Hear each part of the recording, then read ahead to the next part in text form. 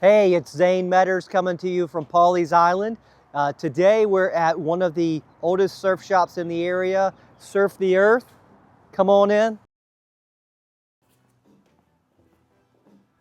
I've got a new series I'm doing with, I call it Behind the Counter. And I thought Scott Benston at Surf the Earth would be a great person to start this with. So this is Scott Benston with Surf the Earth. Hello. So I'm going to ask you a handful of questions, Yeah. and we'll just kind of go from there. But tell me, how long have you been in the surf business here in Pawleys In Island? Pawleys Island, we're in our 35th year, and then this store is 25 years old. Gotcha, So we've gotcha. been in it for a while. So what got you to choose Pawleys Island? I'd come here my whole life with my family, and just had the ability when I was younger to be able to travel to a lot of places, and I knew that one day I'd probably end up back here. Right. And in the late 80s, I got the chance to move back here, and I traveled, spent about a decade traveling between the mountains and the South Pacific, and kind of took all those ideas and incorporated them into what became Surf the Earth. That's awesome. That's awesome. So what is, you've seen a lot of change in Pawleys Island over Yeah. 35 years. What's your favorite part or favorite thing about living in Pawleys? It's our ecosystem. You know, we have a spectacular ecosystem. We've got 5 rivers that pour into Winyah Bay. We've got an incredibly pristine ecosystem in the salt marsh between Pawleys creeks and the North Inlet estuary system. And then our beaches are white sandy beaches that are clean and unpopulated for most of the season, and it just gives us a home base of everything that I love the most. That's one of the primary reasons that I moved here, is to have access to just such a variety of natural areas to go hang out in, and specifically the protected areas with the state park and we were very blessed and Brook with, Green there, and then Hobcaw and the lower section. So I think it's great. So speaking of those estuaries and tidal creeks and stuff, you host kayak sessions. Tell us about that. Well, for the last 20 years, we've been doing a project with the North Inlet Estuary and Research Center, and that's out of Hobcaw. Right. And we do kayak tours to South Hobcaw Beach now. We do them over to North Island occasionally also, but we go with a scientist and a naturalist, and we've been taking about 8 trips a year for about 20 years. And so if someone was interested in doing one of those, where would they find some information about this year we're putting everything on a waiting list at Hobcaw. You call North Inlet Estuary and Research Center and talk to them and get on our list. The last several years, we've had a lot of weather-related cancellations and issues, and so we're going to do more of a pop-up this year. We're going to look at the weather, see where it's going, and then have people on a list this year. That we do we create them when the weather's according. Right. You know. So what kind of weather would you say? What time of year? Well, it gets too hot in the summertime, and anytime the wind starts blowing, 10 to 15. It's hard on the kayak. Well, it's a challenge because the water's always moving. So you're you're going with it one way or the other, and you get the wind on the tide, and it's like a conveyor belt. And so anytime you're paddling in any of our salt marsh or even the river ecosystem is, knowing what the wind is. Right. That's the biggest issue. Know where your tides are and know where the wind is. Right. That keeps you from getting a P90X workout when you're not ready. Yeah, I can relate to that. One time I did a trip in Otter Island, and we did, from St. Helena, we went up into Otter Island. Yeah. We might have stayed overnight there. I don't know if that was legal or not. But statute of limitations is over on that. And then we went into Warren Island, which is deep, and that's where the alligators were. Yeah. And then coming out, we matched the tide, but the wind was coming in. And we hit these huge troughs, and you had to go up at an angle and down at an angle and up at an angle because you would trough out or whatever. It changes the dynamics of your trip. It was a P90X exercise on a level scale of 10 or 11. Exactly. So, okay, so this is this a family business? It is. We our all my kids, my wife and I built the store together, and she does a lot of the buying, and my 3 kids all work with the stores. And we also have another store called Sea Gypsy Boutique, which is down the road in the Rustic Table complex. And then we have a new store down on Front Street called Revival.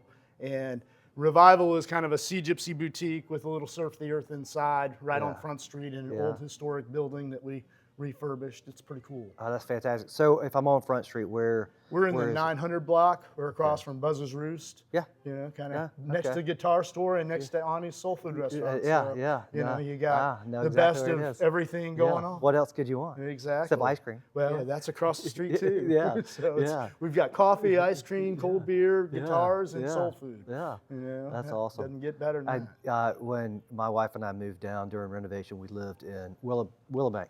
And so we were always downtown. So that was one of our first entrees into this market was that downtown Front Street area. It's an incredible, you know, ecosystem with a rich history. Sure. And you know, it's nice to see it kind of getting revitalized a little bit. Some good energy put back in. Well, speaking of that, I mean, the mill is gone or going away. You know, and what do you think about the new changes that are happening? You know, the steel mill wasn't fully operating and wasn't a lot of jobs, and I hope that the new development can create an atmosphere that produces more jobs. And, you know, the pulp mill was a sad closing. You know, a lot of people, it was money for a lot of people for a long time. Right. And, you know, I hope that something thoughtful and, you know, with all the right elements goes in there and Georgetown turns into a redeveloped area that's strong for the whole community. Well, I think it's one of the last big opportunities on the coast. And so my hope is, like you, is it's done right. Done tasteful, done appropriately. And, you know, with the historical values, you know, left intact and, you know, and things for the whole community. Right. So but it's such a strong area of history that, you know, I think that will overpower anything coming. You know. I'm excited about it. Yeah, I am too. The only good news I think about the pulp mill not being there is the smell has gone away. People used to say it smelled like money. Yeah, and, that's true. When I was down there, I just didn't care for it. Well, you're right. Well, so, you know, coming down here for like you did, I'm coming down from Greenville. We would come every year, sometimes multiple times a year, and you always knew you're getting close. Yeah. When you started going through Georgetown, the smell would come. You know which way the wind's blowing when you can smell it up here. That's right. So I look forward to the new growth. I think it's going to be a really positive thing, and you know the ecosystem's going to slowly recover, which has been, you know, a challenge. So, a challenge down there. It's been a challenge for 100 years, and so it'll be interesting to see how that recovers. So I want to ask you about some of your favorites. Yeah. You've been here for a short while. Yeah. What's your favorite restaurant? Well, you know, it just is depending on the time of the week and the cuisine. You know, we as far as favorite shop, Habaneros has always been a go-to. The Aztec, I love it. Yeah, you know, going there, and then you know you've got Frank's and Bistro and Rustic Table and Chive Blossom and Perrone's. I mean, we have the top restaurants, you know, that there are, and then you know Cafe Piccolo and Gio's, and then Landolfi's. You know, I mean, it's we're in an area where we don't have to go far for food. 35 years ago, it was very limited. You know what was here, and now it's like you know we have restaurants that compete with everything in Charleston. Well, and Greenville. You know, Greenville's known as a foodie town, and I think for the size of Pawleys, it has a strong competition. And very strong, very strong. So we're, you know, grateful for our small town with great food and our incredible ecosystem. So it's like we don't need to go too many more places. We have everything in our bubble. So what's your favorite burger? That'd be the Smash Burger, Rustic Table. Yeah. You know, that's my go-to. I have a tough time ordering anything else there because that's a good one. It's probably my Sometimes favorite. I get the steak salad. Depends on if I'm trying to know, feel like I'm eating trying healthy. to go low carb on that. So what's your favorite pizza? I like Landolfi's, Woodburn Select stuff, and then Daroma's is, our probably go-to. Yeah. They always, they're helpful in the community with everything. Yeah. And with our surf contest on the beach, they're always helpful. They feed all the surfers at our surf contest every year. So, Nice. Well, we have a connection. So tell me about the surf contest. Well, we've been involved in the surf industry for 35 years. We had a really strong amateur team for all through the 90s that we kind of focused on. And then when we built the shop, we kind of switched our team from being amateur and, semi-pro riders to more of the kids that worked for us that ran surf camps and lessons. And we kind of had our own waterman crew every summer for 20 years and 25 years now. And, so that kind of crew of surfers and being attached, we've always been involved with, the amateur surfing circuit. And we host the ESA every year at the South End Surf Off at Pawleys Island, the Eastern Surfing Association, which is a points-driven contest for amateur surfers on the East Coast to qualify for the U.S. Championships. But we host the last event typically of the year here in Pawleys, and we've been doing that, in some version since the 90s. And so we do it every September, and it's, it's just a good low-key, low vibe, cool day on the beach. And so you get a lot of folks coming in from it is more, up and down the this coast? contest is more of the actual people that are involved in the Eastern Surfing Association. Okay. So, we get some locals that come down, and the locals, we tend to, we used to run a contest called the Happy Hendrix, which was as close as you could probably get to a traditional Hawaiian, day on the beach with family. And we hosted that for a while, and we just, it needs to get rejuvenated. There's some young kids that are kind of coming up that are rejuvenating a contest this spring that will be going down. And I'm looking forward to hoping that they can kind of bring that traditional family-run surf contest back this way too. So I got a question about surfing. So someone like me comes in for the week or moves here. Do you guys teach folks how to surf? No, we've been doing lessons out of the shop for 25 years. We do them for kids of all ages. We've got an incredibly easy ecosystem to learn in. We're warm water. Usually every morning is nice, clean waves coming in, and it's a sandy bottom. So it's very family-oriented beach. It's very easy to teach kids. We've been running surf camps on the beach for 25 years, and this year we're going to just focus on our surf lessons for this season. But we offer, we've got a full crew of surf instructors that have, a lot of them have been with us for almost a decade now, and we offer them 9 to 10:30, 11 to 12:30, and 1 to 2:30 daily. Yeah. And we do them on 2nd Street, or we'll come to wherever you're staying. Okay. And so, we have boards for all the conditions, depending on what it is and depending on what the skill level is. Right. And we've got high performance boards for kids that want to get a little more coaching and see what kind of boards they like. Right. And we've got big, soft longboards for the for guy me? that wants to just ride away. Yeah.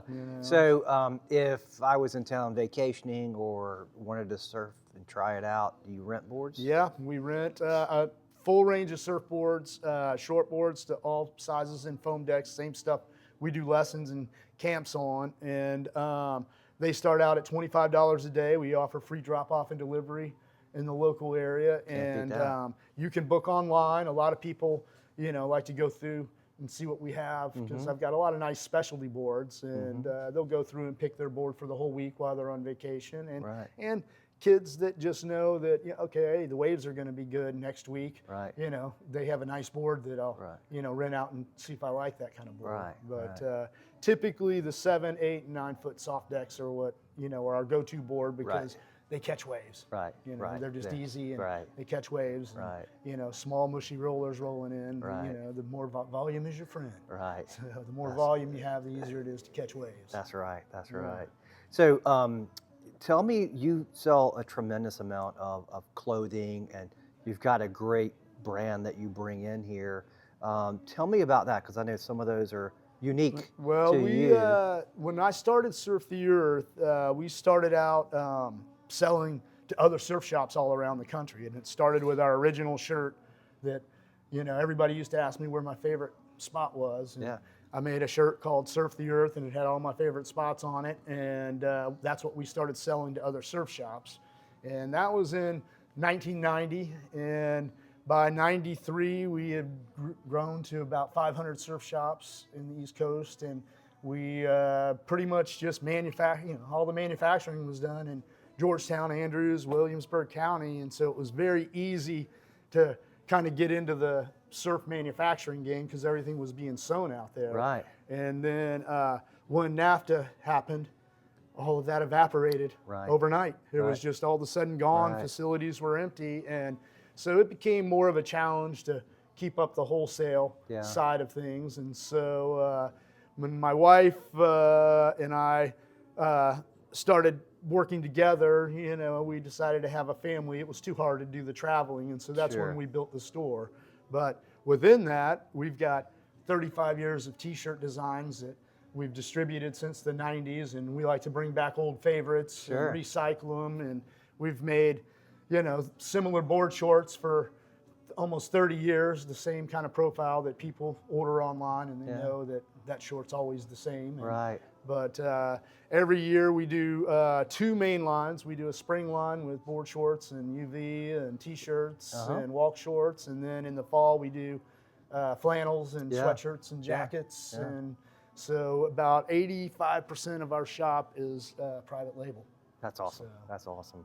And, So that's just, I think, that's what I love about mom and pop. You're flexible. You've got these different varieties of things you do, but to have the opportunity to have 85% of your store being products that you've we control. created and controlled, that's really cool. And we've, over the years, we've worked with so many great artists that, pulling them out is a trip down memory lane, and and a lot of the artists are pretty successful right now, and knowing that they were in high school doodling on paper for us. You were part of their growth, the small part. Your fingerprints are on them. We were blessed enough to have them do stuff for us, before we knew how great they were going to turn out to be as artists. Yeah.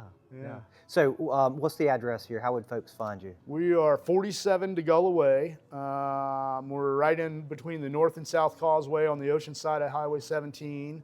We've been fortunate enough, because of all of our ecotourism, we were able to get some state highway signs out there. People always ask how we got those. I was going to ask you that. That was through the agro-cultural, I don't know if it was, they basically recognized about 8 companies about 15, 20 years ago who did ecotourism, and we used to take all of the people that came to write articles about our ecosystem and stuff. We'd take them out and entertain them from Outside Magazine, Men's Journal, all the kind of big kind of companies that were coming down here writing blogs about us. And so by doing that, we were able to get one of the original 8 signs out on the highway that represented our company for what we did for South Carolina ecotourism. Yeah. So if you're looking for Surf the Earth, there's a sign out there. It's blue.